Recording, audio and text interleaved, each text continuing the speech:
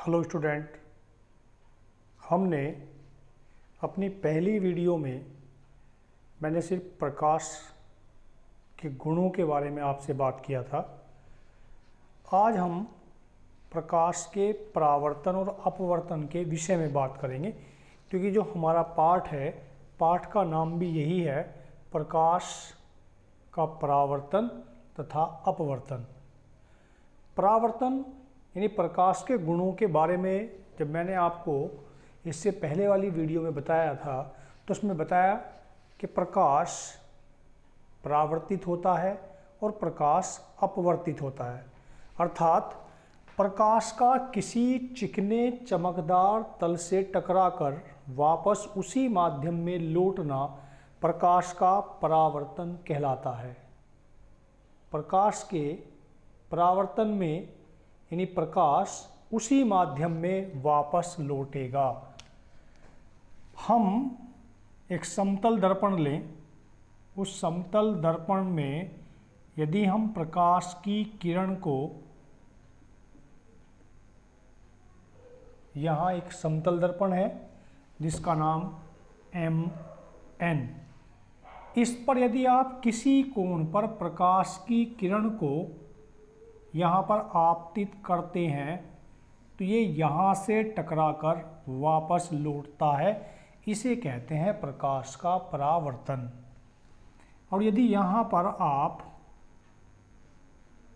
अभिलंब लें इसके ऊपर, और ये कोई पॉइंट यहाँ P है, तो हम देखेंगे इसका ये वाला कोण इस कोण के बिल्कुल बराबर होता है। यही प्रकाश के परावर्तन के दो नियम हैं। यानी पहले हम बात करेंगे प्रकाश के परावर्तन की। प्रकाश का किसी चिकने चमकदार तल से टकराकर पुनः उसी माध्यम में लौटना प्रकाश का परावर्तन कहलाता है। अब बात करते हैं प्रकाश के परावर्तन की। तो परावर्तन के हमारे पास दो नियम हैं। परावर्तन के नियम, तो हमारे पास में दो नियम हैं। पहला नियम, आपतित किरण, परावर्तित किरण तथा आपतन बिंदु पर खींचा गया अभिलंब तीनों एक ही तल या एक ही बिंदु पर होते हैं। ये वाली किरण है आपतित किरण,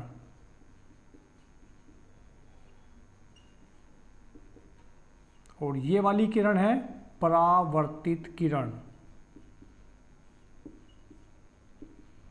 यानी परावर्तन के पश्चात, और ये होता है अभिलंब। तो आपतित किरण, परावर्तित किरण और आपतन बिंदु पर खींचा गया अभिलंब तीनों एक ही तल में होते हैं। एक बात। दूसरा, ये जो कोण है, इस कोण को हम बोलते हैं एंगल I और ये एंगल R। अर्थात ये वाला है हमारे पास आपतन कोण और ये है परावर्तन कोण। पहले में आपतित किरण, परावर्तित किरण और अभिलंब तीनों एक ही तल में होते हैं, और दूसरे वाले में एंगल जो I है ये एंगल R के बराबर है। यानी आपतन कोण सदैव परावर्तन कोण के बराबर होता है। ये बात प्रकाश के परावर्तन के नियमों के बारे में। अब हम बात करते हैं यहाँ से दर्पण की, जिसे आप लोग मिरर कहते हैं।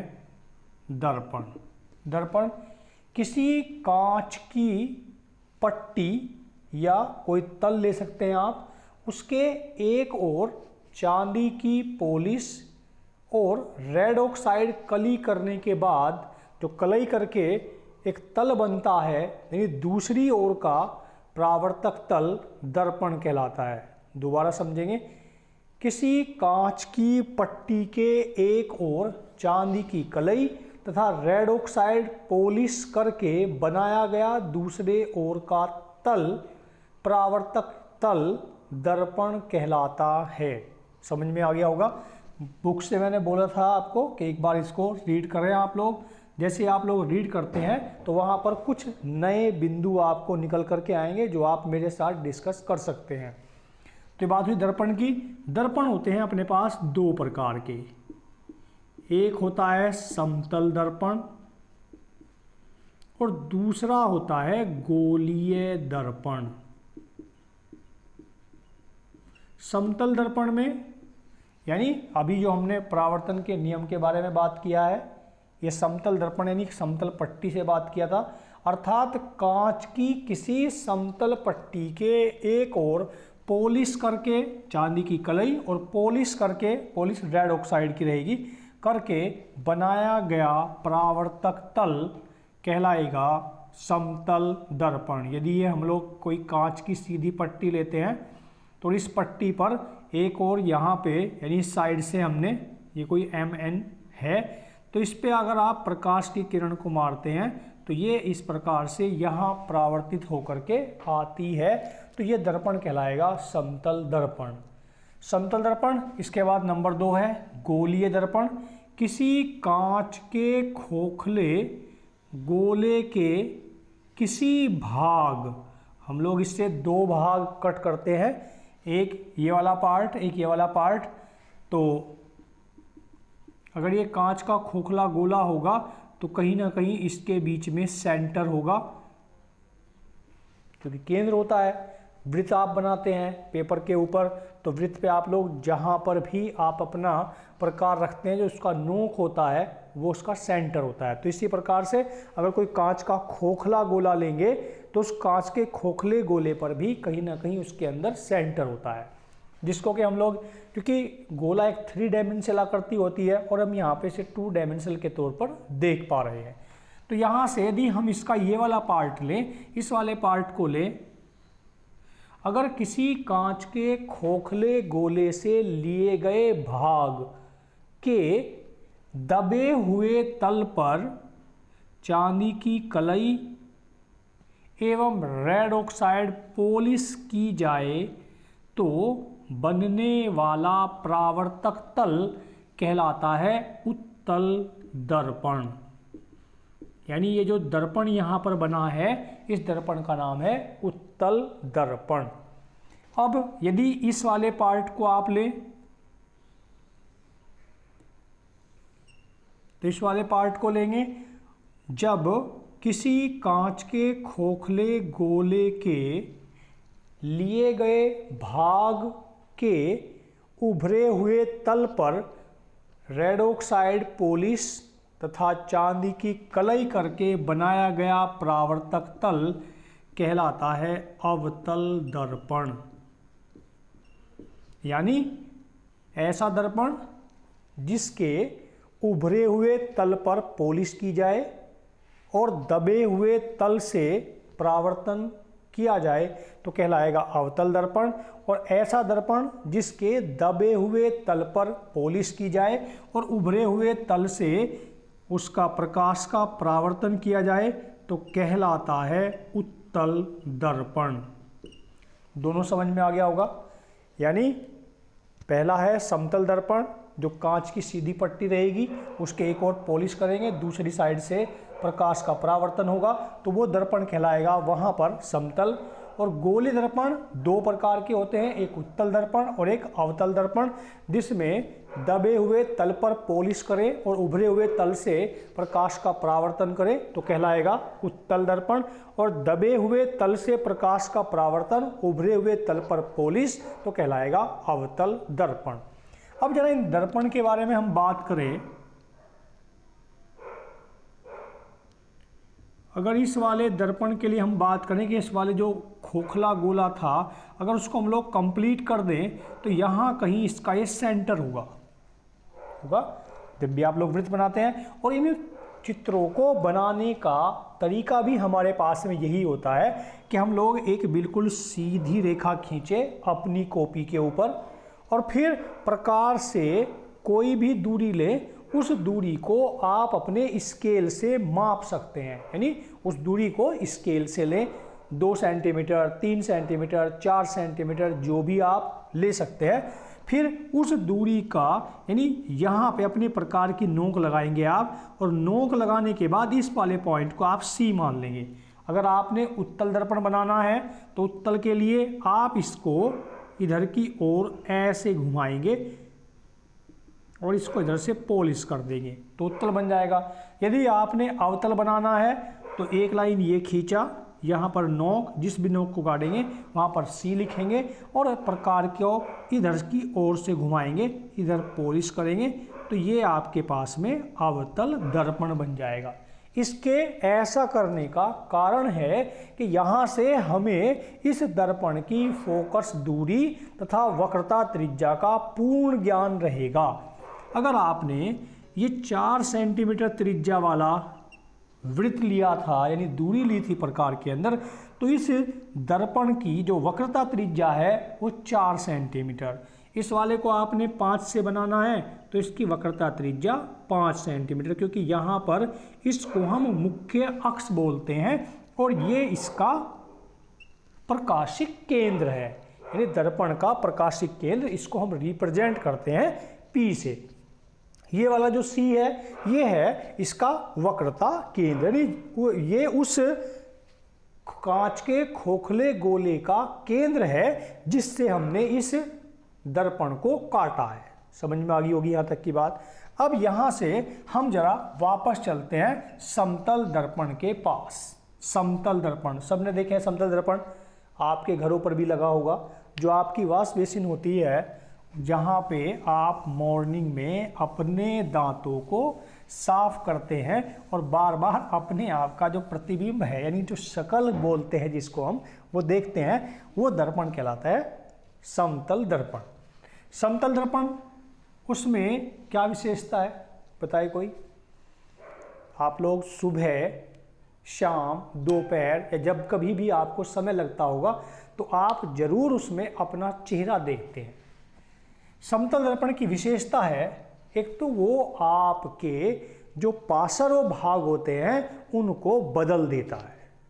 यानी अगर आप उसके अंदर देखें, जो आपका अगर राइट हैंड को आप ऊपर उठाएं, ये मेरा राइट हैंड है, अगर आप इसको ऊपर उठाएं तो ये दर्पण के अंदर समतल दर्पण में लेफ्ट दिखाई देगा, यानी वहाँ पर वो जो हमारी पार्श्व स्थिति है उसको बदल देता है।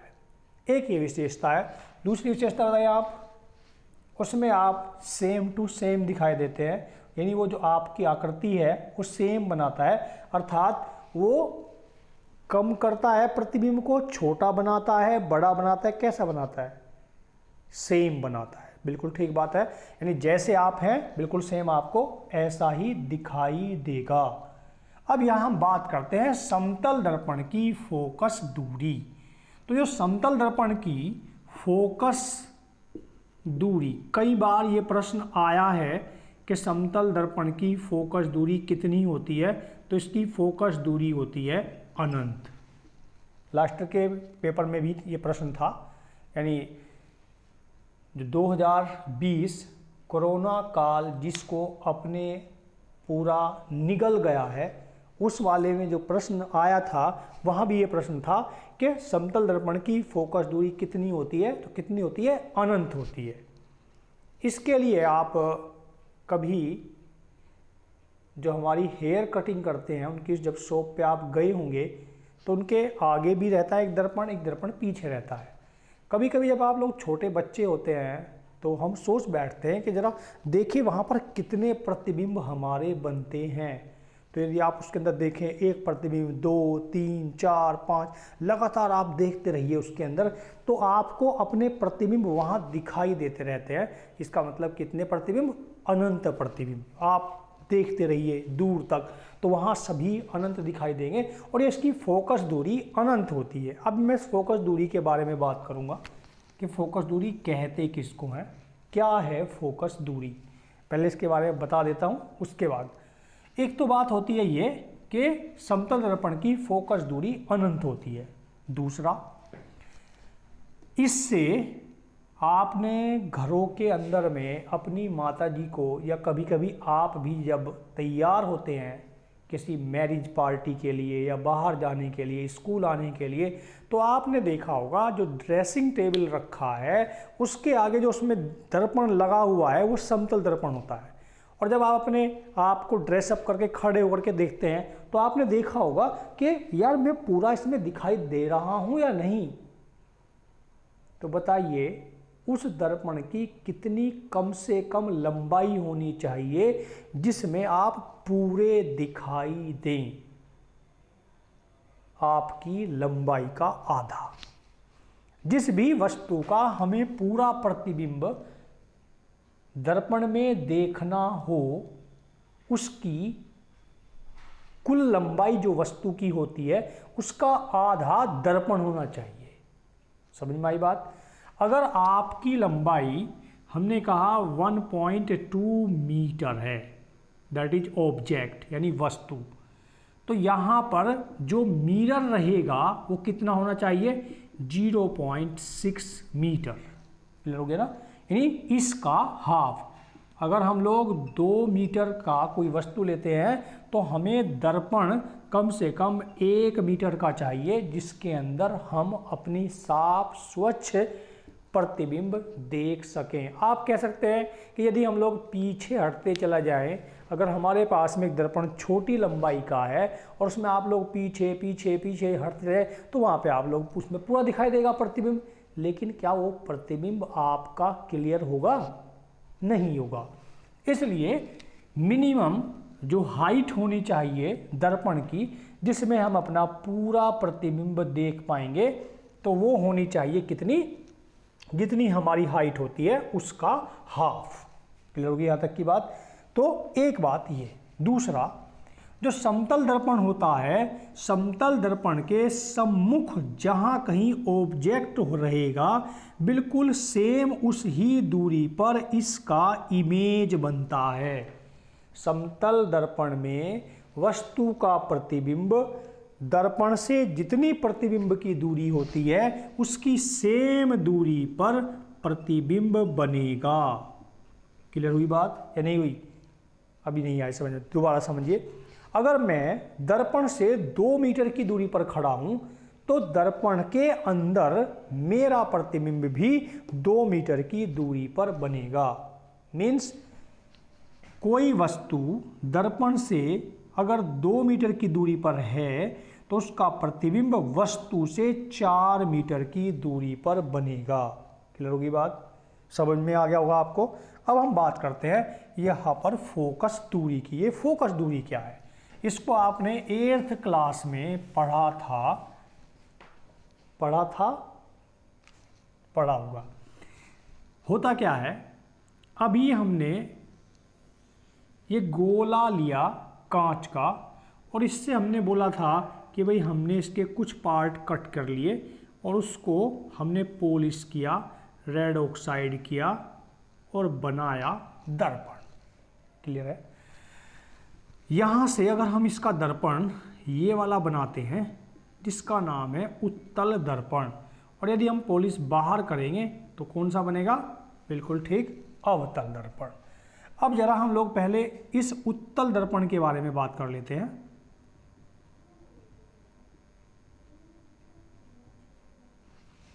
चित्र अच्छा नहीं बना, दोबारा बनाएंगे। हमें पूरा चित्र नहीं बनाना, केवल पार्ट लेना है बस। अब जरा इसको पूरा करें तो पूरा करने पर हमें यहां सपोज किया कि इसका केंद्र है। अभी क्या बताया था मैंने आपको? ये बताया कि इसको सेंटर बोलते हैं। यहाँ पे हमने पॉलिश किया तो ये हमारे पास उत्तल दर्पण हो गया। मैथ्स में आपने संख्या रेखा पढ़ा है, नंबर लाइन पढ़ा है। नंबर लाइन में क्या होता है? ये क्या होता है? शून्य। और यदि शून्य के हम दाईं ओर जाएंगे, इट मीन्स राइट साइड पर जाएंगे, तो जितनी भी दूरियां होती हैं ये सब कैसी होती हैं? धनात्मक। और इसके लेफ्ट साइड पर कितनी होती हैं? माइनस में जाएंगी। अनंत दूरियां होती हैं अगर आप इसे नापेंगे तो। क्लियर हो गया? इसका जो हमने सेंटर लिया है, ये सेंटर कहाँ गया है? राइट साइड पर। इसकी दूरियां अगर हम लोग इधर नापेंगे तो कैसी होंगी? धनात्मक। तो बस यही बात है कि उत्तल दर्पण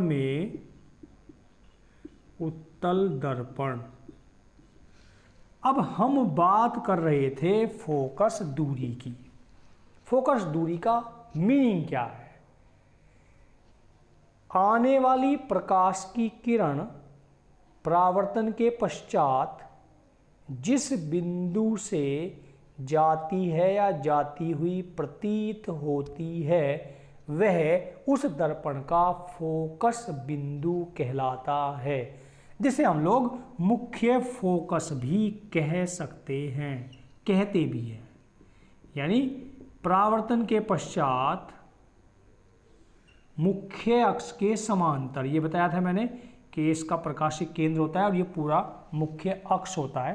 तो मुख्य अक्ष के समांतर आने वाली प्रकाश किरण परावर्तन के पश्चात जिस बिंदु से जाती है या जाती हुई प्रतीत होती है वह बिंदु उस दर्पण का मुख्य फोकस या फोकस बिंदु कहलाता है।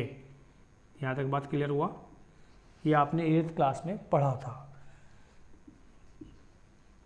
प्रकाशिक केंद्र से मुख्य फोकस तक यानी मुख्य फोकस बिंदु तक की दूरी कहलाती है फोकस दूरी। क्लियर हो गया? यानी परावर्तन के पश्चात यानी मुख्य अक्ष के समांतर आने वाली प्रकाश की किरण परावर्तन यानी वो वहाँ से परावर्तित हो जाएगी, जैसे टकराएगी तो वापस लौट जाती है। परावर्तन के पश्चात मुख्य अक्ष के समांतर आने वाली प्रकाश की किरण जिस बिंदु से जाती है यानी एग्जैक्ट जाए या जाती हुई प्रतीत होती है वह बिंदु उस दर्पण का फोकस बिंदु या मुख्य फोकस कहलाता है। क्लियर? अब हमें बात करना था किसका? फोकस दूरी का। तो फोकस दूरी यानी प्रकाशिक केंद्र, दर्पण के प्रकाशिक केंद्र से मुख्य फोकस तक या मुख्य फोकस बिंदु तक की दूरी कहलाती है फोकस दूरी। क्लियर हो गया? इसका मात्रक होता है मीटर, क्योंकि मीटर हमारे पास MKS पद्धति में किसका मात्रक है? दूरी का। सही बात है, यानी लंबाई का मात्रक है। तो इसलिए इसकी जो फोकस दूरी होती है वो कहलाती है, यानी मात्रक बनेगा मीटर। समझ में आ गया होगा आपको? आपने पाठ को अच्छे से पढ़ा होगा तो ये सब चीज़ें अब आपको बिल्कुल क्लियर हो रही होंगी। अब आप कल जो मेरी नेक्स्ट क्लास रहेगी उसके लिए दर्पण से संबंधित यानी इसका वक्रता केंद्र, मुख्य अक्ष, फोकस बिंदु, प्रकाशिक केंद्र, इन सब को पढ़ लेंगे। यदि आप अच्छे से पढ़ जाएंगे तो जितनी बातें मैं समझा रहा हूँ ये आपको बिल्कुल क्लियर समझ में आ जाएगी। अगर आपको मेरा पढ़ाया हुआ और मेरा चैनल आपको अच्छा लग रहा है तो आप इसको सब्सक्राइब भी कर सकते हैं, ताकि आने वाली वीडियो आपको समय पर प्राप्त होती रहे। Thank you.